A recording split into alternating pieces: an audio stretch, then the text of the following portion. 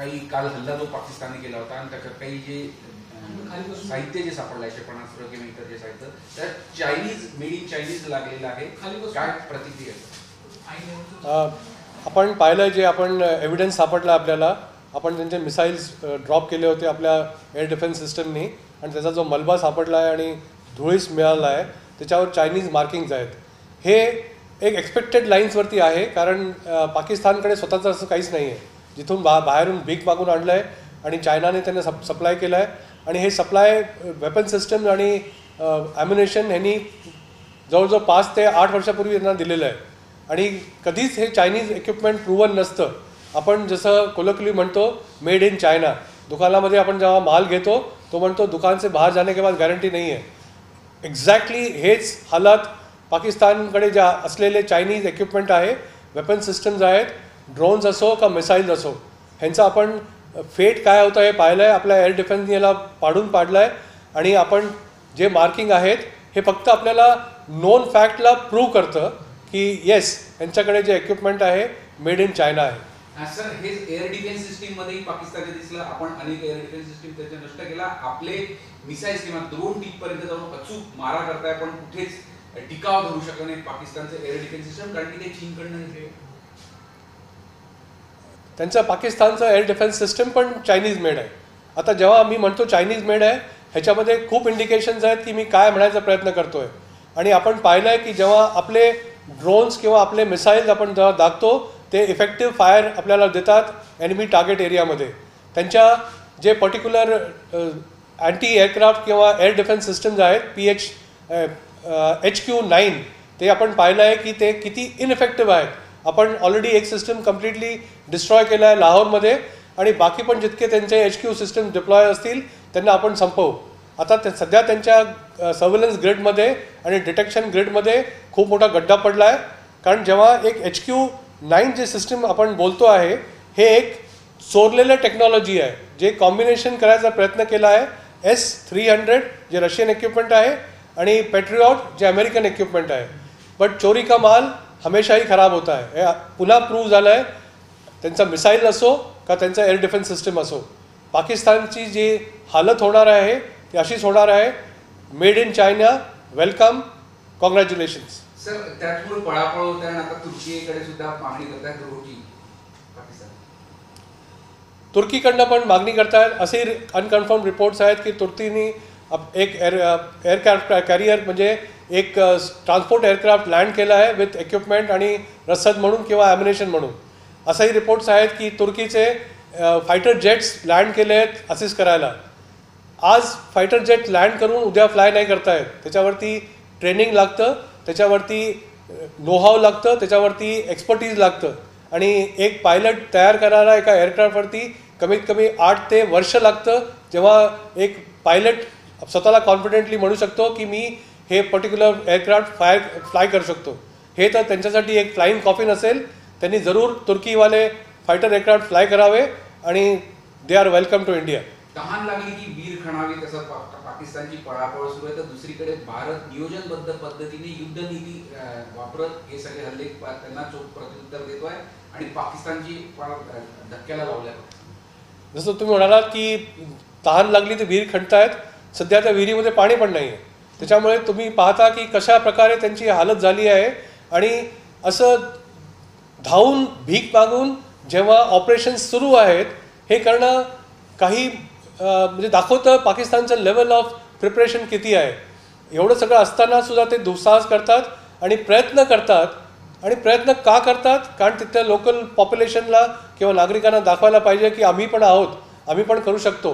पण ते किती करतात, काय करू शकतात हे पाकिस्तानच्या नागरिकांना माहिती आहे आणि त्यांना कळून चुकलं आहे की हार आपली निश्चित आहे. सर, काल किती मोठा प्रत्युत्तर, किती मोठा आघात भारताने पाकिस्तानला जेव्हा त्याच्याकडनं हल्ला झाला त्यानंतर, जेव्हा पाकिस्ताननी हे संध्याकाळच्या वेळेला दुस्साहस केलं आणि सायमल्टेनियसली अटॅक केले नॉर्थ टू वेस्टर्न बॉर्डर्सवरती. म्हणजे जसं आपण पाहिलं जितके पण JNK मधले जे बॉर्डर डिस्ट्रिक्ट्स आहेत, जर का नॉर्थपासून साऊथ पकडलं आपण तर कुपवाडा, बारामुला, पुंछ, राजौरी, जम्मू, कठुआ, सांबा हे सगळ्या ठिकाणावरती त्यांनी हल्ले केलेत. आपण जेव्हा न्यूज चॅनलवरती ऐकतो कुठे अवंतीपुरा, कुठे सजवान, कुठे अर्निया, कुठे RSपुरा, रणजितसिंगपुरा ही नावं आपण ऐकली आहेत. पण ह्या डिस्ट्रिक्टमध्ये जेव्हा फायर करतात, फॉर्च्युनेटली फॉर अस तिथले लोक हे हार्डन्ड आहेत, त्यांच्याकडे सिव्हिल डिफेन्सचं ट्रेनिंग आहे, त्यांच्याकडे बंकर्स आहेत. त्याच्यामुळे तुम्ही पाहिलं की जितकं नुकसान व्हायला पाहिजे अजिबात झालं नाही आहे. जे नुकसान झालं आहे ते शेलिंगमुळे झालं आहे, ज्याच्यामध्ये की इमिजिएट लेवलला ते फायरिंग होतात आणि भारत त्या शेलिंगचं तितक्याच जोराने आणि तीव्र गतीने त्यांना रिप्लाय करतो आहे आणि पाकिस्तानला पण खूप नुकसान पोहोचवलं आहे. सर, पाकिस्तानमधले अंतर्गत कलह फार वाढलेले आहे आणि लष्कर प्रमुख आसिफ मुनीर गायब आहेत. प्रचंड चर्चा सुरू आहे, नेमके ते कुठे, काय झालं, त्यांना काही अनकन्फर्म रिपोर्ट्स पण येतात आहे त्याबाबत की त्यांना ताब्यात घेतलं आहे, नेमकं काय? रिपोर्ट्स अजून कन्फर्म नाही आहे, पण हे जाहीर आहे. असं म्हणतात ना, धुवा तभी निकलता जब कोई चिंगारी होती है. जर का असे काही रिपोर्ट्स बाहेर पडत आहेत की आसिफ मुनीरला सॅक केलं आहे, एका देशासाठी जो लढाईमध्ये किंवा ऑपरेशनमध्ये किंवा युद्धामध्ये सामील आहे, त्याच्या चीफ, डिफेन्स फोर्सेसचा चीफ आणि आर्मीचा चीफ ह्याला सॅक केलं जातं आणि असं ऐकलं जातं की त्याला अंडर हाऊस अरेस्ट आहे.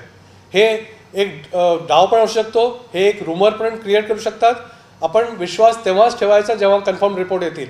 पण जर का हे खरं आहे आणि इनफॅक्ट नावं पण घेतली जात आहेत, 2-3 नावं पुढे येत आहेत. त्याच्यातल्या जनरल SS मिर्झा म्हणून जे आहेत ते presently chairman joint chief of staff committee आहेत, ते जे हेड आहेत ते टेक ओव्हर करणार आहेत.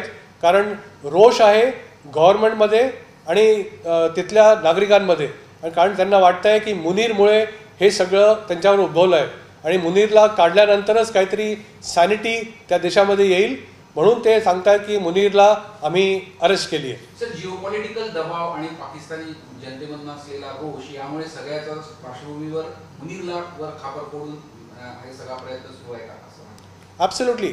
कारण कोणावरती खापर फोडावंच लागेल आणि अल्टिमेटली कोण सापडतं, ज्यांनी हे मिसॲडव्हेंचर केलं आहे. जर का तुम्ही मिसॲडव्हेंचर करायचा प्रयत्न करता होपिंग की तुम्हाला सक्सेस मिळेल, पण भारताविरुद्ध त्यांनी जेव्हा जेव्हा प्रयत्न केला आहे, कोणी असो, मुशर्रफ असो की याया खान असो की जितके जनरल्स असो, हे ते मी नेहमी तोंडगशी पडले आहेत आणि त्यांना ठेचलेलं आहे आपण, आणि तरीसुद्धा ते शिकत नाहीत. मुनीरची अवस्था पण तीच आहे की पळू की राहू. कारण जर का तो पळून नाही गेला तर त्याला तो संपणार. जर का पाकिस्तान नाही संपवणार तर आपण त्याची मदत करू संपवायला. IMF भीक मागितलेली आहे पाकिस्तानने, कर्ज द्या अशा पद्धतीची मागणी जी आहे IMF कडे पाकिस्तान करताय. कसं पाहता हे युद्धजन्य परिस्थिती आहे, अगोदर परिस्थिती बिकट आहे? इंटरनॅशनल मॉनिटरी फंडकडे पाकिस्तान नेहमी धाव घेतं. आपण पाहिलं होतं की जेव्हा मागच्या वेळा त्यांना इंटरनॅशनल मॉनिटरी फंडकडनं त्यांना फंडिंग झालं होतं, कमीत कमी 1000 प्री कंडिशन दिले होते. त्यांना सांगितलं गेलं होतं की कसं करायचं, काय करायचं, रिकव्हरी तुम्ही कशी करायची. तुम्ही पाहिलं होतं की पाकिस्तानमध्ये लोकांच्या इलेक्ट्रिसिटी बिल एका युनिटची किंमत जवळजवळ 125 ते 150 रुपये आहे. कारण IMF म्हणतं की जोपर्यंत तुम्ही रिकव्हरी करून आम्हाला दाखवत नाही की तुम्ही सिरियस आहात या फंड्सबद्दल, तोपर्यंत आम्ही तुम्हाला त्यांचा जो ट्रान्स असतो तो देणार नाही. ह्या वेळा परत IMF कडे गेले आहेत सांगायला की आमचे पैसे संपले, आम्हाला भीक द्या.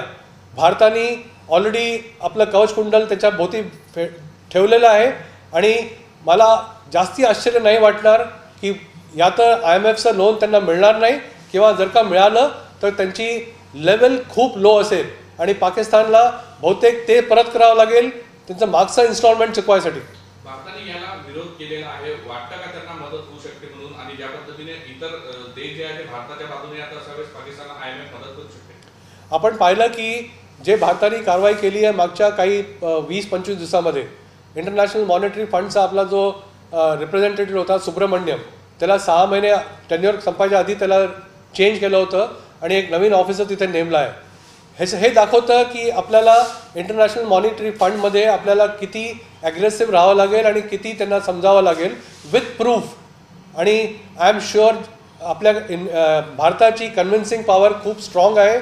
आपले लोक हुशार आहेत, IMFला एक्सप्लेन करतील विथ पुरावे. तेव्हा असं होईल की IMF बहुतेक त्यांना काही मदत करणार नाही.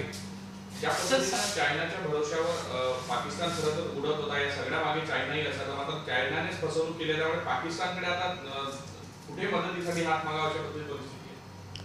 पाकिस्तान जितके ट्रेडिशनल त्याचे दोस्त होते, चायना असो सर्वात मोठा दोस्त, सौदी अरेबिया असो, तुर्की असो, मिडल ईस्ट कंट्रीज असो, आता सगळ्यांनी आपला हात खेचून घेतला आहे आणि पाठ वळवली आहे.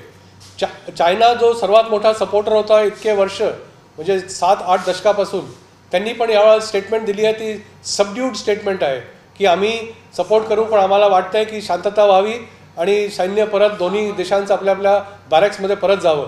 हे दर्शवतं की पाकिस्तानला डायरेक्ट सपोर्ट नाही आहे आणि जे काही वेपन सिस्टम त्यांना दिले आहेत पहिल्यापासून तेच त्यांना वापरावं लागेल आणि बहुतेक नवीन खेप पाकिस्तानकडे येणार नाही, कारण त्याच्यावरती रिस्ट्रिक्शन्स आहेत. कारण पाकिस्तान असा कोंडीत फसला आहे की रशिया आणि चायना ज्यांचं ॲक्सेस बनतं आहे सध्या, रशिया आपल्या बाजूने आला आहे आणि रशिया एन्श्युअर करेल की पाकिस्तानला चायना सपोर्ट न करावं. सांबा सेक्टरमध्ये 7 दहशतवाद्यांना BSFने न्यूट्रलाइज केलं आहे, त्यामुळे कुठेतरी इन्फिल्ट्रेशन जो पाकिस्तान नेहमी करतो तशीही कुरापती जी आहे या सगळ्या शेलिंग आणि ड्रोन हल्ल्याच्या अंतर्गत पाकिस्तानकडून केले जाते. 7 दहशतवादी मारले गेल्याची माहिती सांबा सेक्टर. काल रात्री साधारण 11-11:30च्या मध्ये सांबा सेक्टर म्हणजे जम्मूचा जो सेक्टर आहे आणि तो अंडरस्टँड करा की सांबा पुष्कळ साऊथमध्ये आहे, इंडियाच्या जिथून JNK सुरू होतो त्या एरियामध्ये आहे. तिथून जम्मू अपोजिट बॉर्डरवरून ते क्रॉस करून यायचा प्रयत्न करत होते. BSF अलर्ट होतं आणि त्यांना न्यूट्रलाइज केलं. विडंबना पहा की जेव्हा लढाई सुरू आहे, सैन्य लढतं आहे, अजूनही पाकिस्तानला वाटतं की दहशतगर्दींवरती त्यांनी विश्वास ठेवावा आणि जे सैन्याला करता येत नाही आहे ते 7 माणसं करतील. म्हणजे लेवल ऑफ त्यांचं मोराल, त्यांचं ट्रेनिंग पहा की तेव्हा पण त्यांना वाटतं की दहशतगर्दी जाऊन भारतामध्ये मिस्चिफ करतील आणि BSFने जी कारवाई केली एकदम चोख होती आणि सगळ्यांना न्यूट्रलाइज केलं. पाकिस्तान सैन्यामध्ये हिंमत राहिली नाही म्हणून दहशतवाद्यांच्या मार्फत काहीतरी छोटा मोठा लढा देण्याचा अगदी अगतिकता दिसून येते त्याच्यामध्ये. 100%. कारण पाकिस्तानचं सैन्याचं मनोबल खूपच खचलं आहे. आपण जेव्हा वॉर क्लाउड्स बिल्डअप होत होते, आपण पाहिलं होतं की कितीतरी कोरमध्ये त्यांच्या ऑफिसर्स, त्यांच्या मेन यांनी रिझिग्नेशन दिलं होतं की आम्हाला घरी जायचं आहे, आम्हाला नोकरी नाही करायची आहे. नोकरी का नाही करायची आहे? कारण त्यांना एंड स्टेट माहिती होती. आपण हेही पाहिलं होतं की पाकिस्तानचे सिनियर जनरलच्या फॅमिलीज ऑलरेडी देश सोडून चालले गेले होते. हे दर्शवतं की पाकिस्तान आर्मीला स्वतःचा फेट माहिती आहे. तर जेव्हा स्वतःची फेट माहिती आहे तेव्हा दहशतगर्दांना वापरायला पाहिजे आणि त्यांच्यासाठी कॅनन अँड फॉर्डर आहे. त्यांना 10 रुपये दिले की तो माणूस तयार होतो जायला. हे जिहाद सगळं बकवास आहे. हा सगळा पैशाचा खेळ आहे. त्या माणसाला नोकरी नाही आहे म्हणून त्यांना आमिष दाखवलं जातं की तुम्हाला आम्ही 1 लाख रुपये देऊ, तुम्ही परत आला की तुम्हाला 9 लाख रुपये देऊ. त्यांचे 9 लाख रुपये नेहमीच वाचतात. देश विदेशातील प्रत्येक घडामोडींचे लाईव्ह अपडेट मिळवण्यासाठी आता साम टीव्हीच्या सर्व सोशल मीडिया प्लॅटफॉर्मला लाईक, फॉलो आणि सबस्क्राईब करा.